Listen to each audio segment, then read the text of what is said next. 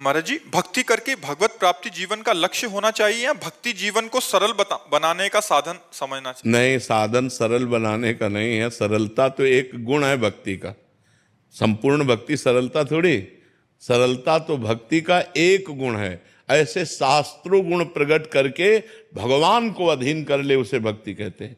सुमिर पवन सुत पावन नामू, अपने बस कर राखे रामू। प्रेमाधीन भगवान भक्त के पीछे पीछे डोलते हैं, वो भक्ति के सामर्थ्य। केवल सरलता, ये तो एक सद्गुण। शांति, निर्भयता, क्या क्या सद्गुणों का भंडार है भक्ति। जो भगवान को अधीन कर ले उसे भक्ति कहते हैं। भगवान का नाम प्रेमाधीन है। भक्ताधीन मना पूज्यो।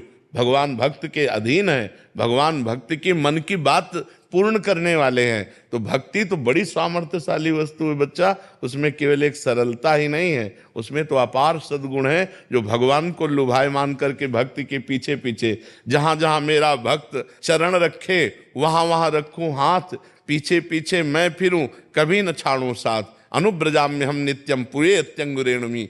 मैं भक्तों की चरण रज मेरे ऊपर पड़ जाए, इसलिए मैं पीछे पीछे घूमता हूं, भगवान कहते। लेकिन कौन भक्त?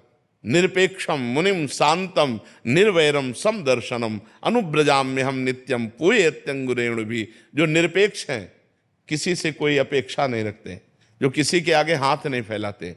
भक्त कभी किसी से पैसा नहीं मांगेगा। अगर वो पैसा या अपनी किसी बात की फीस लेता है तो वो भक्त नहीं है, वो व्यापारी है। हम भगवान की चर्चा कर रहे हैं, अगर इसकी फीस ले रहे हैं तो हम व्यापार कर रहे हैं, भक्ति नहीं कर रहे। भक्ति सबका, जैसे हमारे भगवान ऐसे आपके भगवान। हम भगवान की चर्चा कर रहे हैं, यही हमें आनंद मिल रहा है। ये हमारा सौभाग्य कि आप सुनने के लिए आए हैं। यही हमारी फीस है कि आप बैठकर सुनिए और सुनकर अपने आचरणों में उतारिए और आप भी भगवान के बनिए। तो भगवान के चरणारविंद की जो आसक्ति, जो भक्ति है, वो कभी बिकती नहीं है। अगर जहां बेचा जाता है तो भक्ति नहीं होती। भक्ति का स्वरूप क्या? निरपेक्षम।